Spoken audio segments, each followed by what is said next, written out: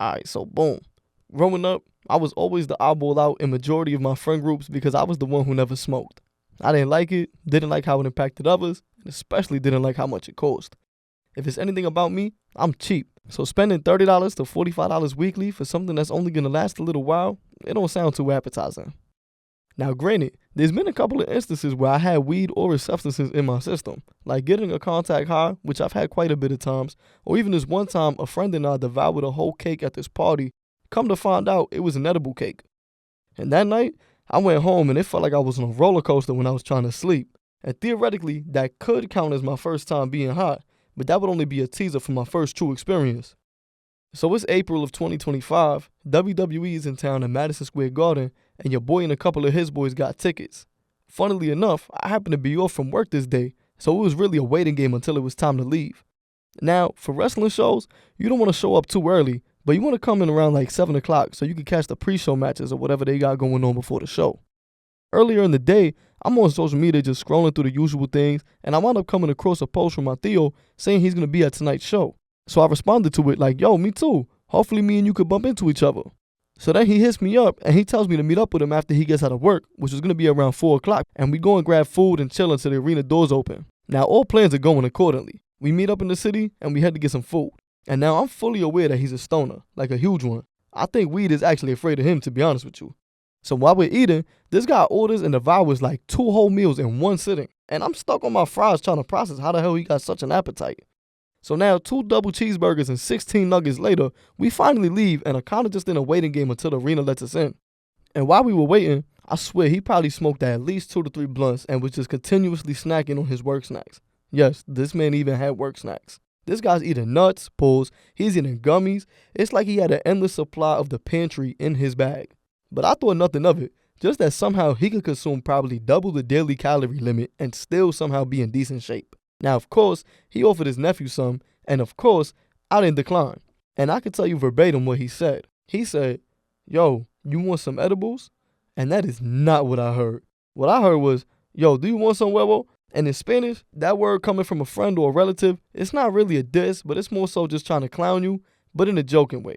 But anyway, keep in mind that this slight miscommunication will ultimately lead to one of the most unforgettable experiences of my life. So I take this slightly larger than usual gummy bear, and I remember kind of being puzzled that he only had 2 of these left in his bag. But being the considerate guy I am, I only took 1 so he could continue on his snacking binge. So now things are going smooth. It's about 7 o'clock. The doors open to the arena, and here's where everything goes south, fast. We didn't purchase our tickets together, so naturally we got separated. And my choice of seating was the nosebleeds, nice and cheap. And I'm pretty sure he sat somewhere close to the wrestlers where you could probably hear them calling their moves and all that. So now the buddies I planned to attend the show with were nowhere close to arriving by the time me and my Theo got separated. So I'm up in the nosebleeds all by myself, just vibing out on my phone waiting for the pre-show to kick off, and the next thing you know, I go into third person mode. I'm thinking like, how did I just zoom out in real life? And then I'm noticing I'm scrolling on my phone, but I don't feel no screen on my fingertips. So now I'm starting to worry a little bit. I call up my girl and I'm telling her what happened, and she's like, are you sure that the gummy you ate was not an edible? And that's when it all hit me. I was high. And that's not even the end of it. I'm trying to tell her what's going on in the arena, but it's like my mind got clapped with a signal jammer. Anything that just happened 10 seconds ago, my mind would punish me if I tried to remember. I genuinely think that was the scariest part. So now I'm starting to have an anxiety attack because I'm by myself, I'm tripping, and to top everything off, for the life of me, I cannot stop licking my lips. Like every 4 seconds, I would lick my lips because my mouth felt like Nevada. And I started to notice that the people around me were kind of taking a notice to me because I eventually started pacing the hallways, trying to get a grip on my thoughts. I'm over here trying to remember the whole layout of the floor I'm on while also trying to find the nearest exit. And along my journey, I thankfully bumped into the security guard and I kind of gave him a little bit of what was going on. And like a little kid, I'm like, I'm high and I need help. And this dude grins, tells me to sit still for a second, and then came back with a bottle of water and told me to drink it. And to be honest with you, I probably drank that water in record time. So now eventually, I managed to make it onto an elevator, and I don't even remember what floor it was I got off on. But next thing you know, the doors open, I got off and was on my way with my journey. I bump into this other security guard, and I told her my case again, and this time she brings me to one of the on-site EMTs. So now I'm in this little medical office, which is really just a cozy janitor's closet in my opinion, and the lady starts asking me what's going on. So I tell her all of my story, and she actually smirked and giggled and probably told me the last thing I wanted to hear. You're high, bud, and there's nothing you could do besides ride it out. I promise you, losing $100 would have felt way better than hearing that. So now I'm in full panic mode. I'm calling my mom to tell her to come and get me, tell my boys I was probably gonna die. I'm thinking I'm gonna be laced for the rest of my life. The world was definitely ending if you asked me.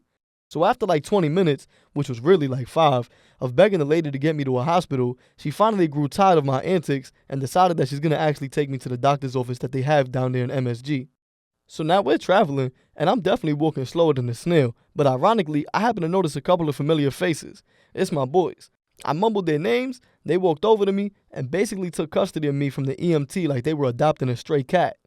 So now they walking with me back to our seats, and I was sure that I cost us the entire night by having them look all over for me, and I'm on repeat telling them how sorry I was that we missed the whole show because of my poor decision making. And next thing you know, they start dying laughing because 1, they've never seen me like this, and also because 2, it was only 7:45. That entire trip probably lasted no more than 15 minutes tops. And to be honest with you, I still only remember like 2 things from that night.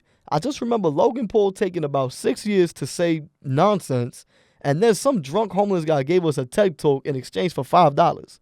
But all in all, shout out to my boys for keeping me in good spirits that night, and also to everyone else who had to put up with me. But that is how I got high for the first time.